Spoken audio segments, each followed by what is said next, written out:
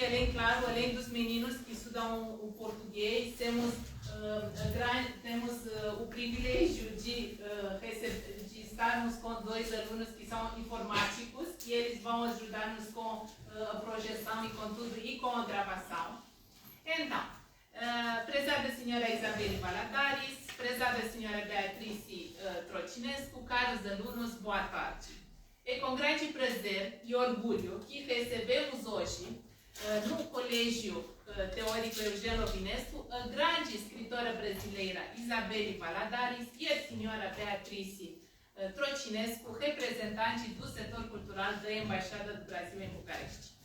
Agradecemos imensamente a doação de livros em português feita pela senhora Isabelle Valadares, em nome da editora brasileira Mágico de Oz, iniciativa lançada, aliás, pelo setor cultural da Embaixada do Brasil em Bucareste, representada hoje pela senhora Beatrice Trocinescu. A doação de livros em português é de extrema importância para nosso colégio, porque é a única instituição de ensino pré-universitário da capital romena onde se estuda a língua de conhecidos vultos literários, entre os quais menciono apenas Clarice Lispector, Machado de Assis ou Chico Buarque de Holanda, ou seja, o português em regime bilíngue. A presença das distintas convidadas de hoje é ainda mais benéfica porque estamos diante de inúmeros alunos do 10º e 12º ano que estudam o português como língua estrangeira e marca o Dia da Consciência Negra, que foi celebrado ontem no Brasil, ou seja, no dia 20 de novembro.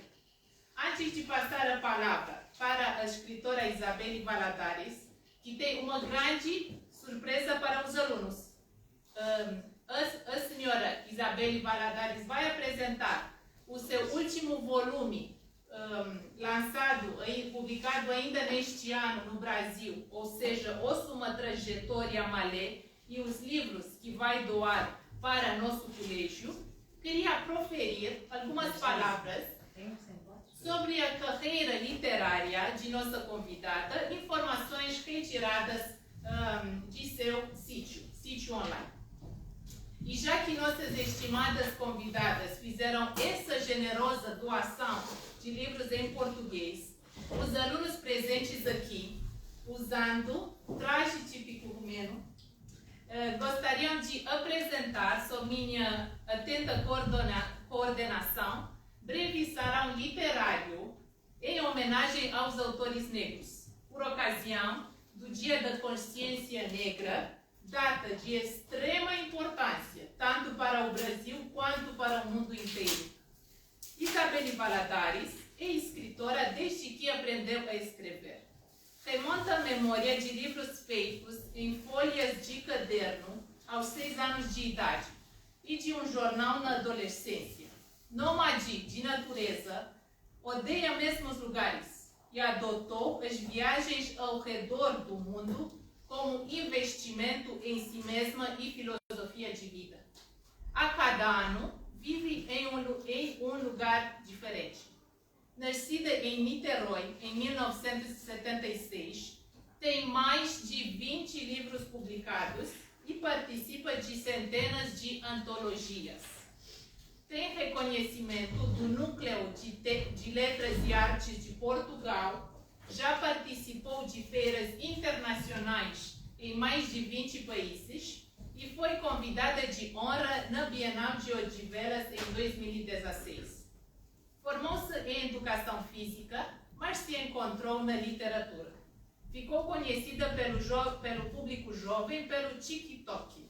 Em 2012, lançou seu primeiro livro, chamado A Cúpula das Vaidades, um romance autobiográfico que falava sobre o universo da contravenção do jogo do bicho no Rio de Janeiro, seguindo assim um caminho do avô Antônio Andrade, que foi jornalista e ganhador do Prêmio ESSO de 1969.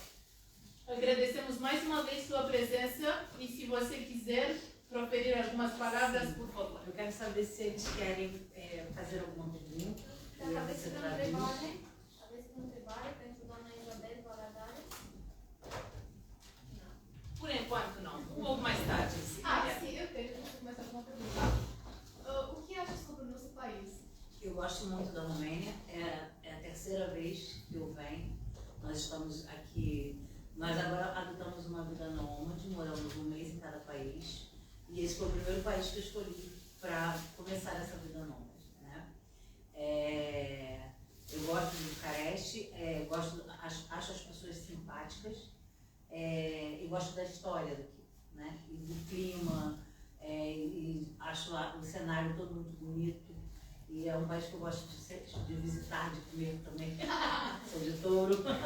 E é um lugar que eu sempre gosto de voltar e com certeza, ano que vem, em outubro, estarei de volta. Muito obrigada. Pode falar. De ce ați început să scrieți? Por que a senhora começou a escrever?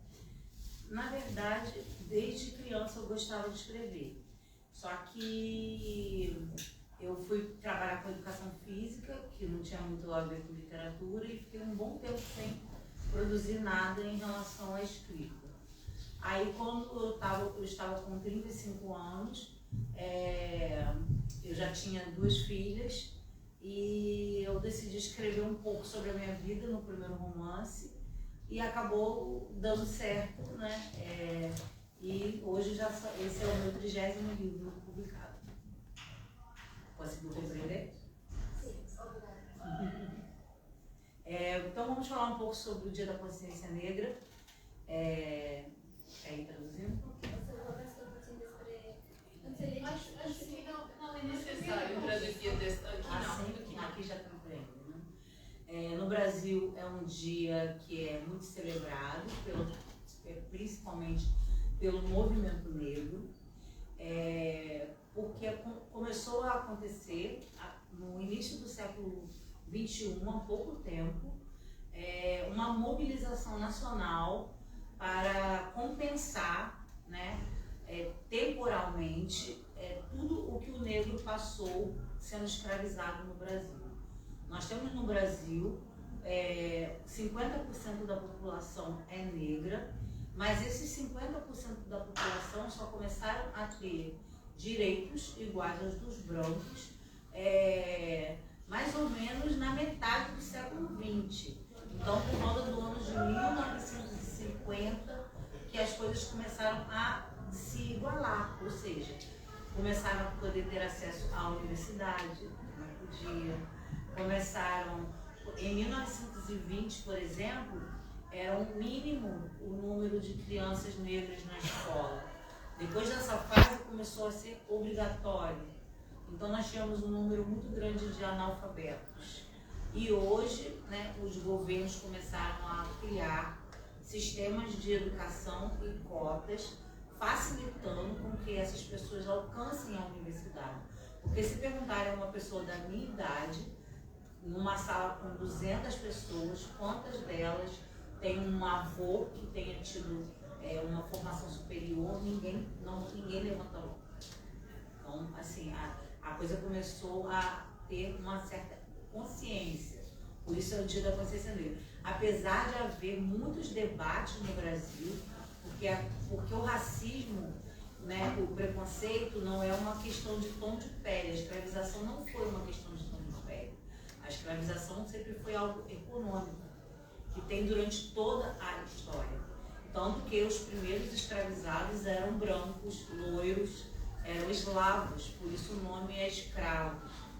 Então muita gente confunde. A única diferença foi o número de escravizados, pois já haviam os grandes navios produzidos em Portugal no período das grandes navegações, as tecnologias para embarcar em um número muito grande de pessoas, e era interessante tanto para os africanos que os vendiam, porque não eram os portugueses que iam lá na mata buscar, eram os próprios negros que vendiam os negros, então era economicamente interessante para eles e economicamente interessante para o sistema ruralista, né, que estava no Brasil explorando o café, o ouro, a produção agrícola, trazer a mão de obra escravizada, porque o índio conhecia o território.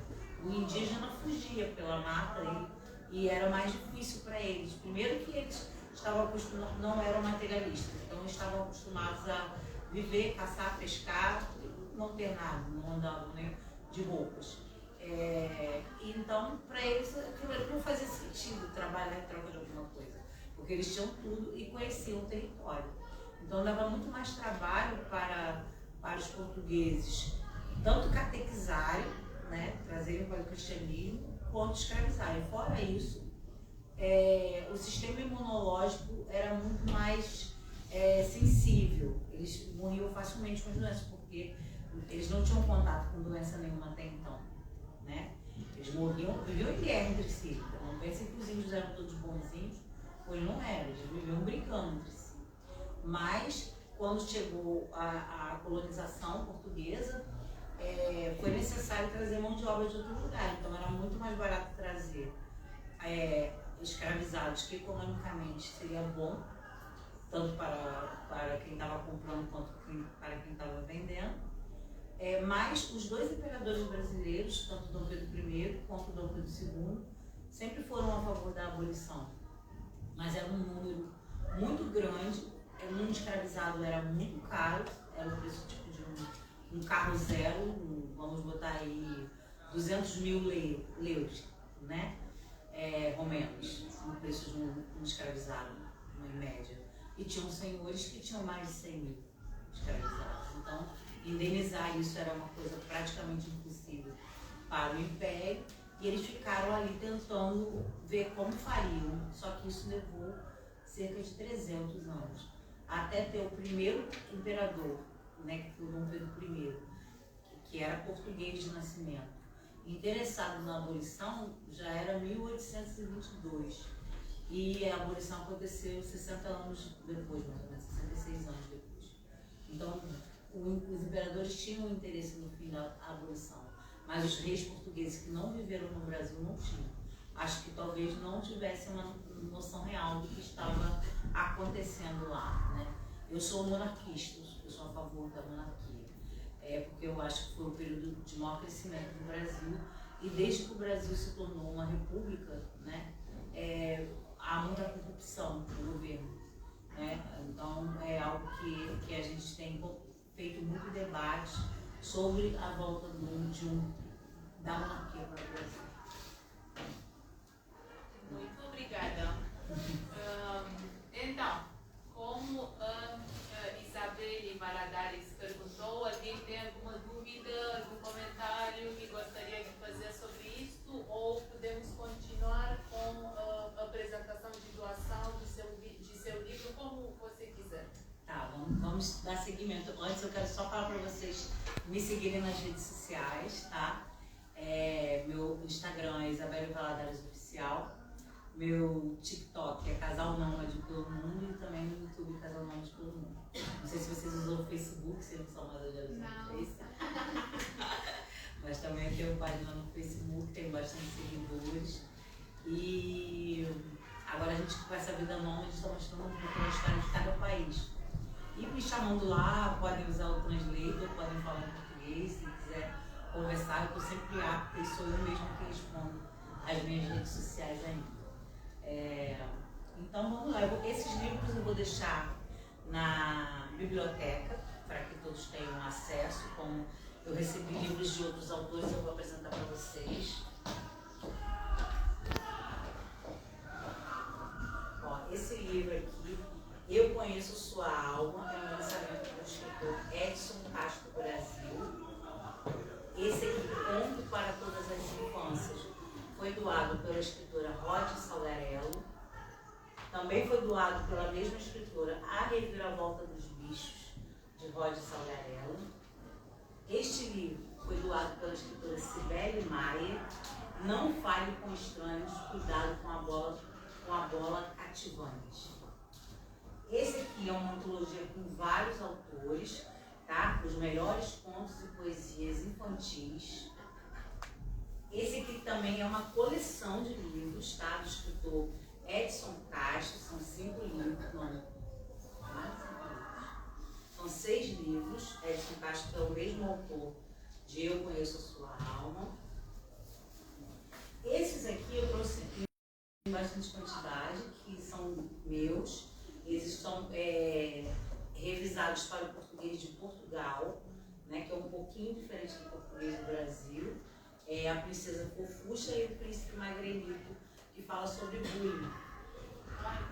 Muito importante hoje em dia. Esse aqui, Pensamentos Noturnos, da escritora paraibana Mirtes Lima Ribeiro, tá? É um livro muito bonito, vocês devem ler. Temos também O Conto da Libélula, também, do Edson Castro Brasil. A Dama dos Anéis, de Célia Silva Soares. Esse aqui é um livro também muito interessante, Gente do Meu Bairro, de A. César Veiga. Eu costumo brincar com o autor que ele é o fofoqueiro do bairro, né? Porque ele conta a história das pessoas do bairro dele. Eu falo, ainda bem que eu não morava no seu bairro quando eu era adolescente. E aqui, diz Elie Schreiber, Pelas Hábeis Mãos do Tempo. É um livro de cunho espiritualista. Este é da escritora Bernadette Seideles, No Mar Não Tem Porto Seguro. É um livro de poesias. Ela é presidente da Academia de Belas Artes do Rio Grande do Sul. E hoje me passou a notícia que também é presidente da Academia Feminina do Rio Grande de Letras, Academia Feminina de Letras do Rio Grande do Sul. Esse de André Gouveia, Poesias da Vida. Paisagens da Mente, do escritor maranhense Germano Ramos. Esse infantil, Cibele Maia, Pedolândia. Pausa para Poetizar, de Mirce Lima. O Rio que Corre em Mim, de Célia da Silva Soares. Este aqui, de Esna Maria de Siqueira. Ainda que Amor que Cura. Amor que Cura. Inteligências na Prática Educativa, de Cibele Maia. Meu livro O Osso, esse aqui vou deixar aqui no exemplar também. Plantando Sementes de Valores com a Menina Flor, também de Cibele Maia. Valores do Futuro, de Randes Ribeiro da Silva. Esse aqui é uma antologia com alguns outros autores. Poemas, Cantos e Encantos, também de organização do Randes. Esse aqui de Germano Ramos, Diálogos para Além das Nuvens. Capim Dourado, de André Gouveia. Apresentei todos os livros, todos eles vão ficar disponíveis na biblioteca. Eu espero que gostem, espero que leiam o meu osso e me passem feedback. Tá bom? E agora vocês podem começar o sarau, para mim vai ser um prazer, né? Acompanhar o sarau de vocês. Pelo menos este é um gesto simbólico para exprimir a nossa gratidão para seu gesto incrível. E então, vamos ver. Começamos daqui. Boa sorte.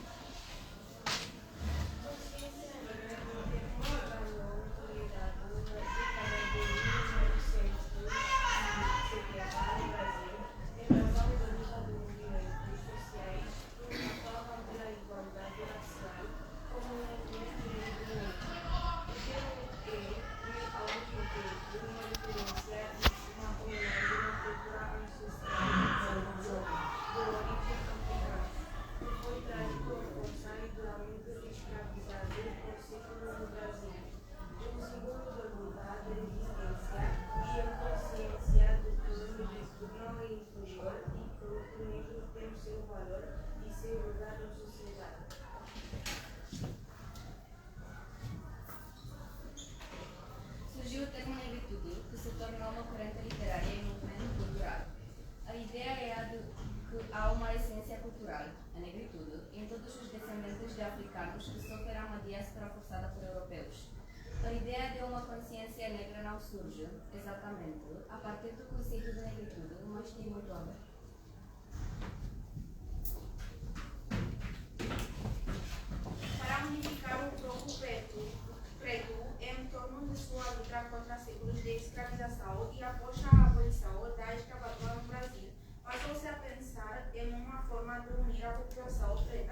e conscientizarea de sua cultura, da luta diária das pessoas pretas e do valor do segredo. O objetivo é ainda parecido com a do negritude, mas vai além, pois indica às pessoas pretas que, apesar de elas não ocuparem muitos lugares de destaque na sociedade dominada por pessoas brancas, eles merecem destaque por sua intensa luta. A consciência negra existe um misto de conscientização da importância do preto na sociedade, do reconhecimento do valor da cultura e da luta de pessoas pretas que não se calaram nem levantaram a cabeça contra o racismo. No Brasil, a história da consciência negra culminou com a criação do Dia Nacional da Consciência Negra, uma data que celebra a negritude e a luta da população preta na América do Sul. Em 1971, o professor, escritor, pesquisador e militante negro Oliveira Silveira organizou um grupo de estudo e apreciação da cultura e da literatura negra em Porto Alegre com outras pessoas interessadas no assunto. O grupo propôs a criação de uma data comemorativa que simbolizasse a união e a luta do povo negro. O dia 20 de novembro foi escolhido por ser o dia da morte do Zumbi dos Palmares, personalidade considerada símbolo da luta e resistência contra a escravidão. O conceito de literatura negra construiu-se a meados do século XX com o surgimento e fortalecimento dos movimentos negros. Os pesquisadores afirmam que a gênese das manifestações literárias negras em quantidade na década de 1920, no chamado Renascimento Negro Norte-Americano, Black Renaissance Negro e Harlem Renaissance, que se fez responsável pela afirmação de uma consciência do ser negro, que depois espalhou-se para outros movimentos na Europa, Caribe, Antilhas e diversas outras regiões da África civilizada.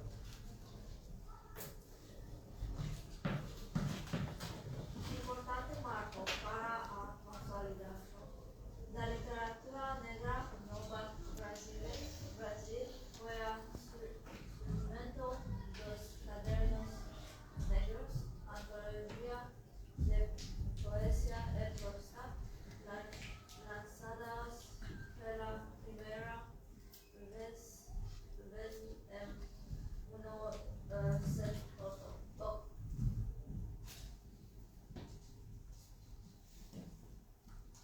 A primeira edição, comandada em trabalho do Sul e custeada pelos 8 poetas que nela figuravam, recebeu um grande lançamento, circulou em algumas bocas literárias e também de mão em mão. Desde então, foi lançado um volume por ano de Maria Firmina dos Reis, filha do pai negro e mãe branca, foi criada na casa da tia materna, em contato direto com a literatura desde a infância. Além de escritora, Maria Firmina dos Reis foi também professora e chegou a lecionar para salas mistas, meninos e meninas, brancos e negros, todos na mesma turma. Uma grande inovação no século XIX e também um enfrentamento às instituições patriarcais e escravistas da época.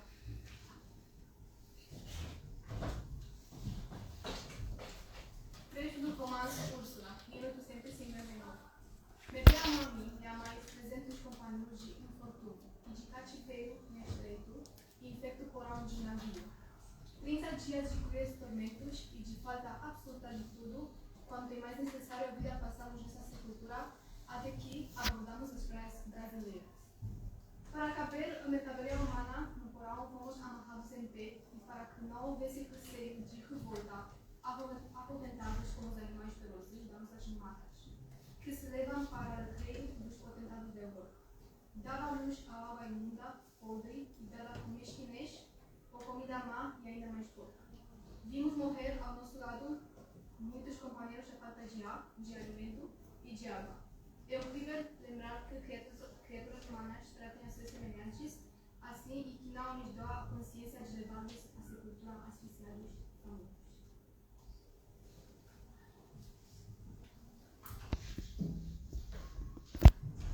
Grande líder abolicionista Luiz Gama era filho de pai português e de Luísa Matum, negra acusada de ser uma das lideranças da revolta dos malês, um grande levante de escravos que ocorreu em Salvador em 1835.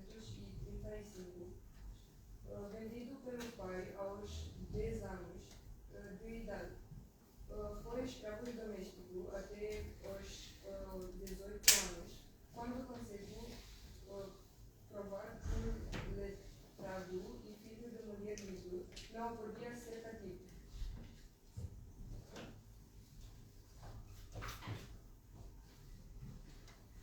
Assim, um escravo abnegado canta, figura, canta, canta, poderino, canta, canta, o mal que canta, canta, afoga a magoa, canta, nessa voz de dor partida, chama escravo na gaiola, leva a escocha e tem um vinho, que sempre no agreste caminho, lá ficou sem ti, sem vida.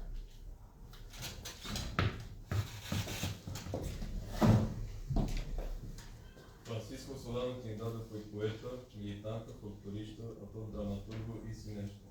Fundador do Centro da Cultura Afro-Brasileira na década de 1930, foi um precursor do movimento negro no Brasil.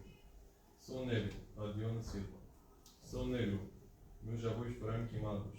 Pelo sul da África, minha alma recebo o batismo dos tambores, atabaques, gongues e agogos. Cantaram-me queimou os árvores. Viram de Luanda como mercadoria de baixo preço. Cantaram Canapô Senhor do Engenho Novo e fundaram o primeiro maracato. Depois meu avô brigo como um danado nas terras de Zumbi. Era valente com que, na capoeira uma faca, escrevo na aldeia. O palco meu não foi um pai João, humilde e manso, mesmo vovo. Não foi de brincadeira na guerra dos males. Ela se destaca no minhano fico, o samba, o batuque, o bamboleio e o desejo de libertação.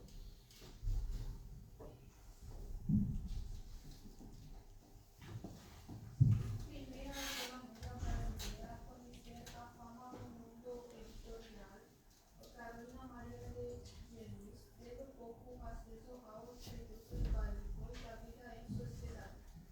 Cursou apenas os 2 primeiros anos do ensino fundamental e viveu uma vida marcada pela miséria.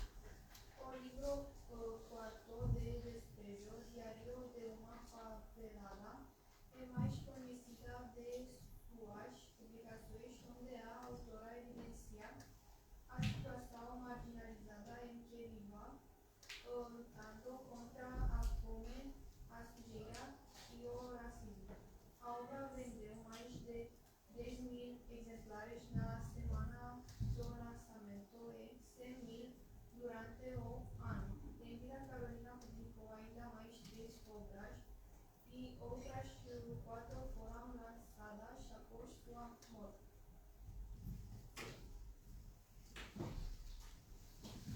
Fecho do romance, Quarto de Despejo, Diário de uma Favelada, 1960, 3 de maio.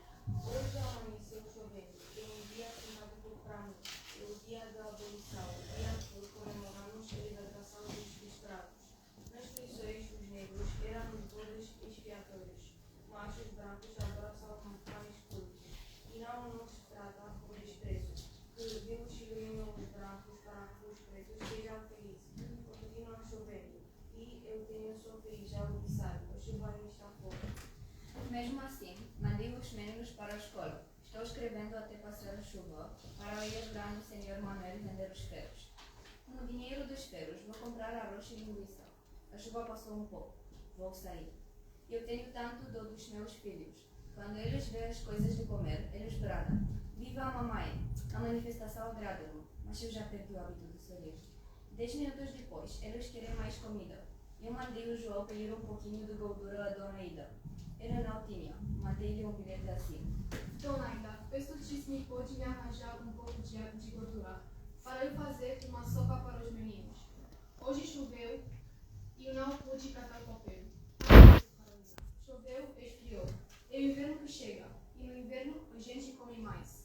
O verão começou a pedir comida. E eu não tinha, era a reprise do espetáculo. Eu estava com 2 cruzeiros. Pretendia comprar um pouco de farinha para fazer um virado. Fui pedir um pouco de banho a Dona Alice. Era bem o banho dela. Era 9 horas da noite e fomos comemos. E assim, no dia 13 de maio de 1958, eu estava com 3 laboratórios.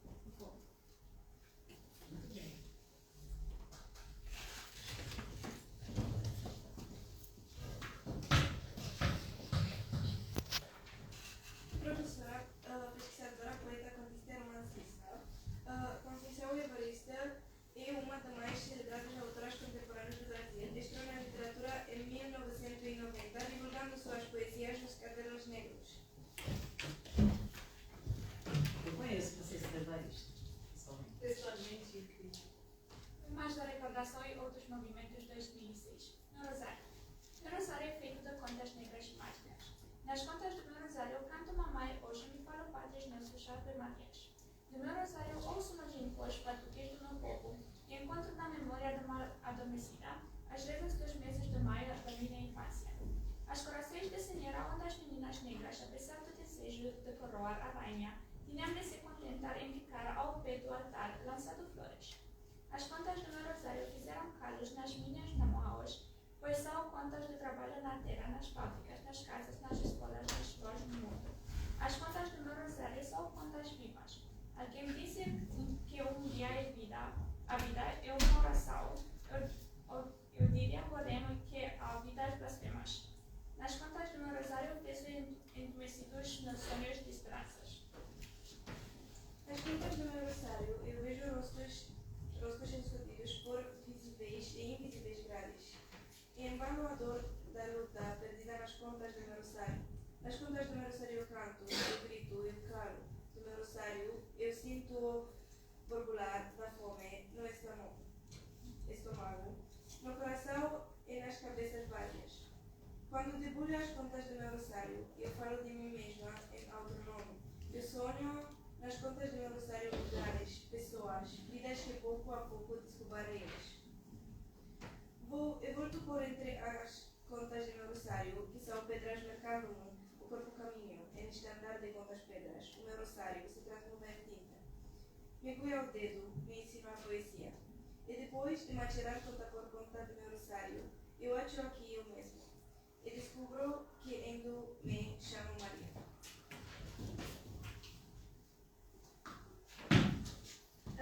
Luís Silva, conhecido pelo seu pseudônimo de Pucci, é um dos mais destacados nomes da intelectualidade negra brasileira. É um dos fundadores e mantenedores da publicação Caderno Negro. Sua supraficcional e não ficcional é dedicado à denúncia do racismo estrutural brasileiro.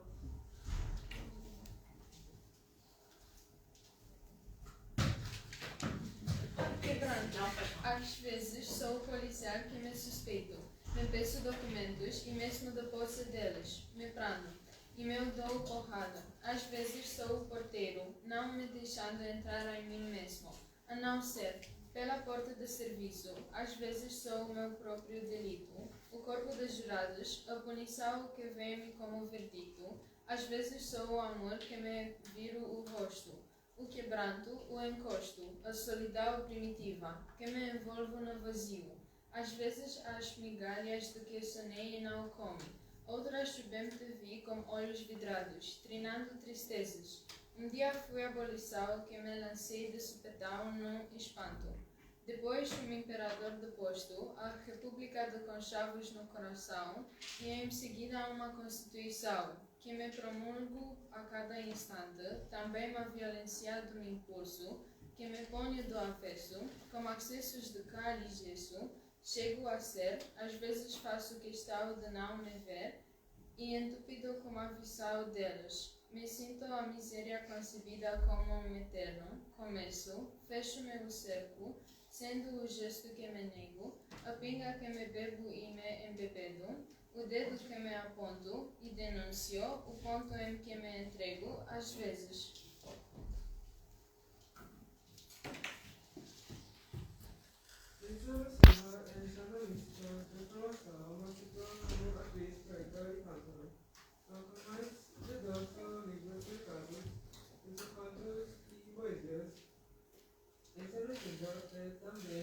Também conhecida por seus diversos papéis em novelas e filmes brasileiros, além de gravações sonoras de poemas definidos e de canções.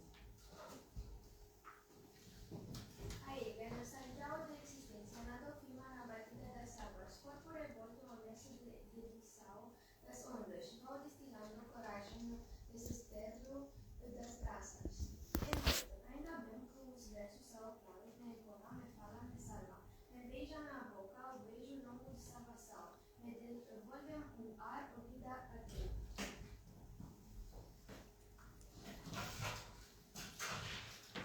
Romancista, dramaturga, educadora, gestora cultural são algumas das tarefas de atuação da artista e militante Cindinha da Silva.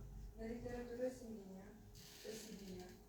estou como coletânea, cada tridente em seu lugar e outras crônicas, 2006, e desde então tempero menos, mais 12 obras publicadas nos mais diversos formatos: contos, crônicas, peças, livros, infanto-juvenis, além de diversos artigos sobre nações, raças e do gênero publicados no Brasil e em outros países, como Uruguai, Costa Rica, Estados Unidos, Suíça, Itália e Inglaterra.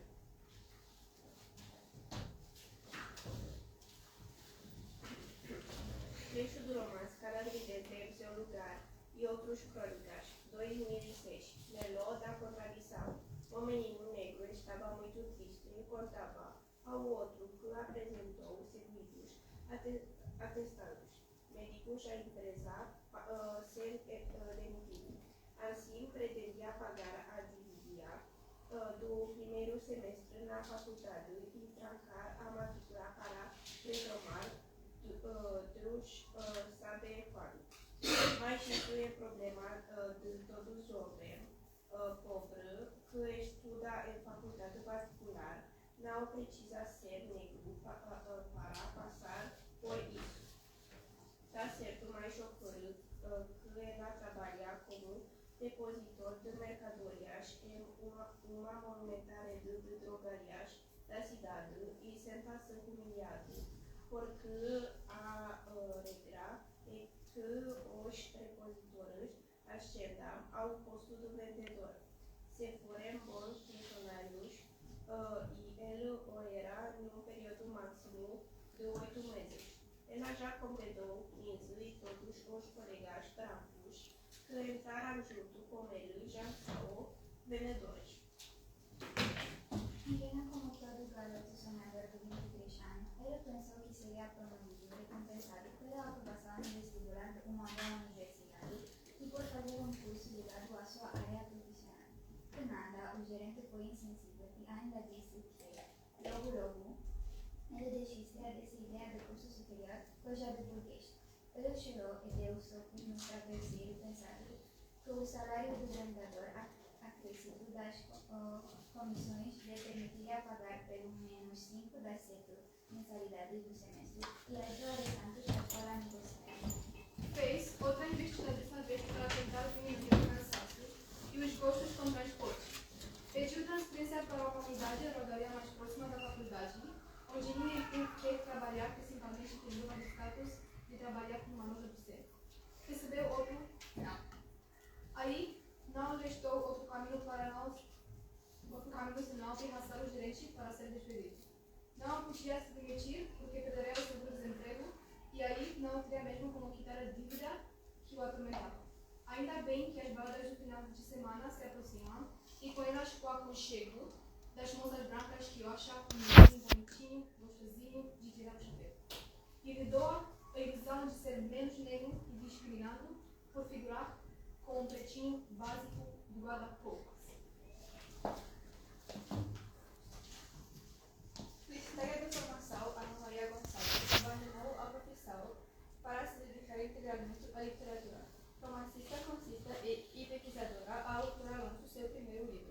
ao lado em um artigo que sentes por mim em 2002. Um defeito de cor foi publicado 4 anos depois, em 2006, e sua narrativa é inspirada na história de Luís Manuel, grande personagem negra da história brasileira, heroína da Revolta dos Males, e é o seu filho, o poeta Luís Gama. O livro, que recupera mais de 90 anos de história do Brasil, foi contemplado com o prêmio Casa de las Américas, Cuba, além de eleito um dos 10 melhores romances da década pelo jornal O Globo. Ana Maria Gonçalves também trabalhou em universidades estrangeiras como escritora convidada e foi condecorada pelo governo brasileiro em 2003 com a Comenda do Ordem do Rio Branco por prêmios nacionais de suas ações antirracistas. Preço do romance. No capítulo de cor de 2006, o escalher que carregava, o padre já estava se aproximando do navio, enquanto os guardas distribuíam alguns panos entre nós, para que não descêssemos nossa terra, como também fizeram com os romanos a praia. Amarei meu pano, descêssemos nossa pressa, como também... desculpa. Amarei meu pano em volta do pescoço, como a minha avó fazia, e saí correndo pelo meio de guardas, antes que alguém deles conseguisse me deter, pulei no mar. A água estava quente, mais quente que úmida, e eu não sabia nadar direito. Então me lembrei de Iemanjá e pedi que me protegesse, que me levasse até terra. Um dos guardas deu um tiro, mas logo ouvi gritarem com ele. Provavelmente para não perder uma peça, já que não tinha como fugir a não ser para a ilha, onde outro já me esperava. Ir para a ilha e fugir do padre era exatamente o que eu queria. Desembarcar usando meu nome que a minha avó e a minha mãe tinham me dado e com o qual me apresentaram a orixás e aos gurus. Muito obrigada, meninos. Muito obrigada. Então foi muito bom, tá? Vocês estão falando muito bem o português, né? Falaram sobre grandes nomes da literatura brasileira. Não sei se aqui na escola já tem um romance Úrsula. Tem? Não, infelizmente não. Então, vamos voltar no próximo ano, eu vou trazer Úrsula e o Quarto de Despejo de Carolina de Jesus, que são realmente livros muito tocantes, né? Sobre a literatura negra, mas nós temos muitos outros autores contemporâneos também que se destacam com bons livros sobre vários temas. Hoje, no Brasil, a gente está conseguindo ver uma mudança, porque sempre foi um país dito como um país sem leitores. Não há muita cultura de leitura, principalmente dos adultos. As crianças ainda leem mais, porque os pais acabam estimulando as crianças, mas depois acabam eles mesmos não sendo bons leitores. E a internet vem mudando um pouco isso, né? Todos esses autores que vocês citaram um pouco no meu TikTok, eu conto a história deles também, né? Se vocês depois derem uma olhada lá, só pesquisar pelo meu nome e o nome desses autores, e também o Luís Gama, e falo sobre alguns autores, porque eu também tenho um livro que eu lancei há uns 3 anos, que se chama Impacto Negro, sobre os negros que foram retirados dos livros da escola. São heróis negros, né, abolicionistas e artistas que não estão citados nos livros de escola, né, desde que nós temos acesso agora que estão começando a inserir a história de Luís Gama, André Rebouças, a história do Menino Jesus, a própria autora de Úrsula, vocês viram no texto, Maria Firmina dos Reis, que é a primeira romancista negra do Brasil. Ela foi descoberta há pouco tempo, né? O romance dela foi descoberto assim, em uma biblioteca, ele ainda era manuscrito, e aí conseguiram reunir. E a importância do romance de Úrsula é justamente porque foi o primeiro livro que deu voz ao personagem negro. Antes todos os personagens na literatura eram apenas os escravizados, as pessoas que não tinham voz, não tinham relacionamentos, e a partir dali, desse romance, a gente começou a ver que existia uma sociedade, um relacionamento entre os negros, uma amizade e também a forma de os nagôs, que eram a maioria candombecistas, se juntaram com... O que acontecia na África, né? A maioria deles, eles tinham as entidades do candomblé, mas em cada região era uma entidade que era cultuada, né? Um santo aqui, outro ali. Lá eles chamam de santo, ou orixás, né? Mas eram separados. E o que aconteceu no Brasil? Como eles só tinham um dia na semana para praticarem a sua religião, porque a intenção era transformar todos em católicos, eles então uniram todos esses orixás, e o candomblé brasileiro cresceu com várias entidades, porque teve que juntar todos num culto só. Entendeu? Na África eles eram politeístas, mas regionais. Tipo, um lugar cultuava tal orixá, era Iemanjá aqui, era Iansã ali, e lá no Brasil tiveram que fazer essa união de todos esses orixás, criando o candomblé brasileiro, que é uma mistura de todos esses orixás que eram cultuados nas religiões de matriz africana. E também tinha o povo malê, malê, que era islamista, muçulmanos, que queriam criar um estado muçulmano no Brasil, com a revolta dos malês, e eles eram muito respeitados porque eles eram letrados. As crianças muçulmanas, elas aprendem a decorar o Alcorão a partir de 3 anos. Com 6 anos, elas já sabem o Alcorão de cor e começam a interpretar, aprender a ler e escrever com 7 anos. Então, quando eles vinham escravizados, a maioria vinha com 13, 14 anos. Então, eles já sabiam ler, e adultos, né? Então, eles já sabiam ler e escrever. Então, na revolta dos malês, eles começaram a se comunicar com bilhetinhos em árabe, e eles também ensinavam os portugueses, que a maioria era analfabeto, a ler e escrever, e eram contratados como os escravos professores, para dar aula para as sinhás, para as donas, para as esposas dos fazendeiros, que não sabiam leitura, não sabiam ler nem escrever. Então, eles se tornaram muito fortes nessa revolta, justamente por eles conseguirem se comunicar. Tinham os escravos de ganho, que eram os escravizados que podiam vender coisas para os seus senhores e ganhar uma comissão em cima daquilo ali. Eles eram escravos, mas eles tinham a liberdade de ir às feiras, vender, trazer o dinheiro. O patrão passava o preço para eles e eles ganhavam em cima. Normalmente, esse valor em cima eles juntavam para comprar a própria liberdade. Ou comprar a liberdade de alguém que era mais barato que ele.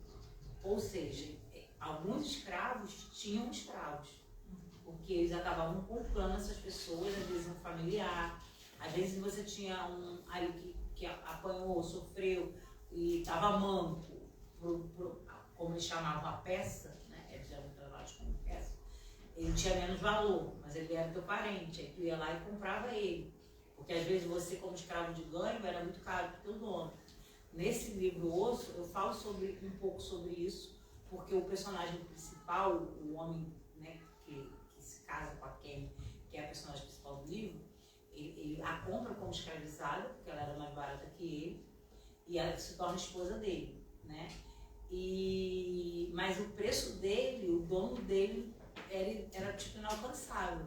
Ele tinha 2 escravizados, um que cuidava de uma roça que ele já tinha conseguido comprar, a esposa dele, né?